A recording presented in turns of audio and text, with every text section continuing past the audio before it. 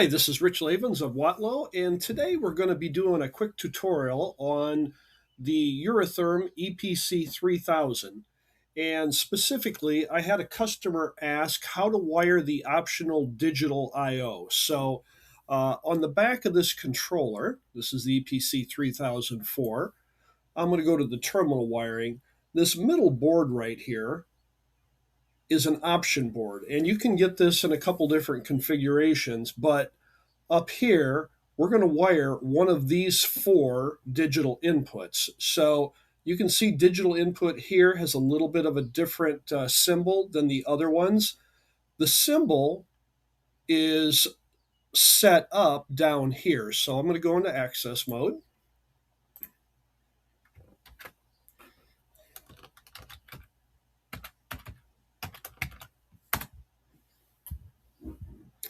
So I'm in the access mode. You can see digital 1 here is set up for an on-off output.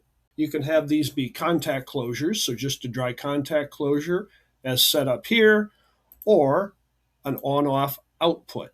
And again, if I want to go to number 2, I would just go IO number 2, and then I can change that as well. So that's how they're set up. You can also do that in the function block, but I'll show you that in a minute. The question became, these, when they're set up for on-off, they do not generate a pulse output in and of themselves. You're going to have to jumper power through that, and that's the question. So we're going to come back, and I'll show you how to wire that. Okay, so this is kind of my very generic picture of the setup. So we've got a 24-volt DC power supply. We've got a solid-state relay control, and we've got these digital inputs. So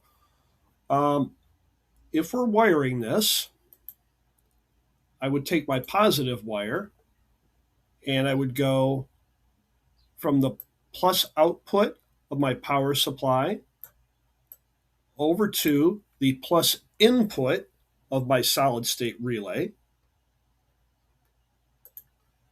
Then from my negative output of the solid-state relay, I would come up to the digital input 1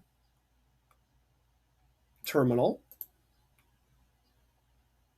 and then my black wire would come from my common here over to my negative on the power supply output,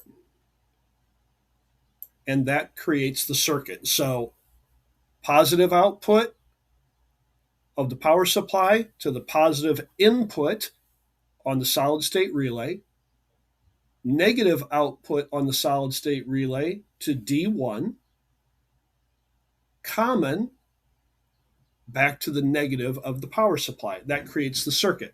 So I've got this hooked up, so I'll show you here in a minute how we do that.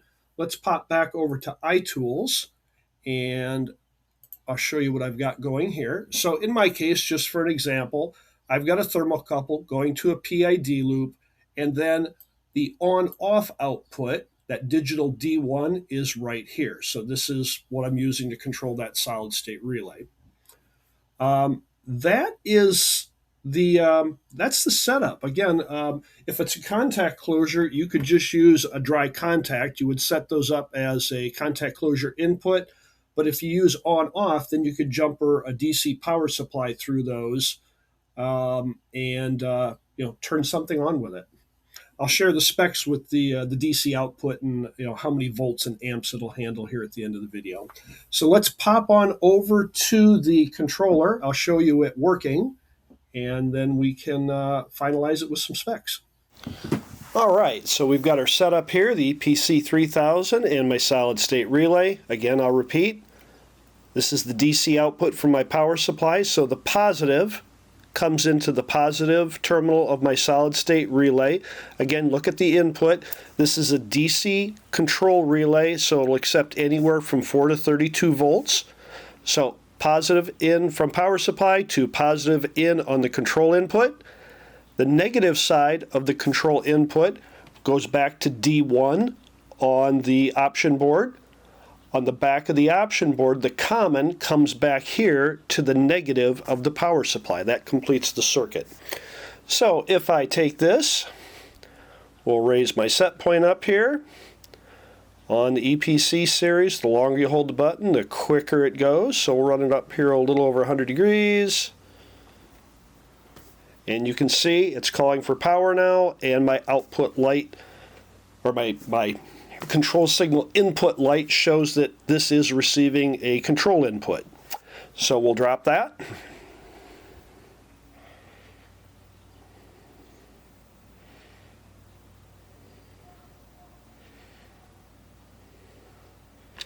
So drop it down, my light goes off. That completes the circuit.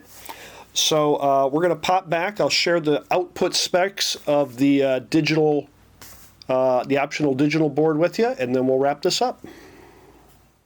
Okay, we're back at our EPC3000. This is the spec sheet, so we're going to scroll down a little bit here.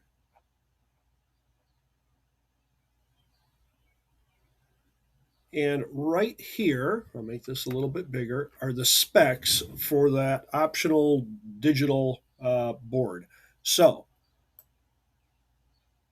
you can jumper anything from 15 volt DC to 35 volt DC through that through that series of digitals.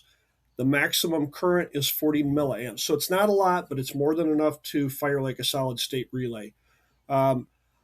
I had one person try to jumper AC voltage through those digital I/O. That doesn't work out so well. He blew the board up. So that is a DC voltage input only. With that, I think that wraps it up for this tutorial. I hope you find this helpful, but please reach out to us and let us know. Thank you so much. Bye.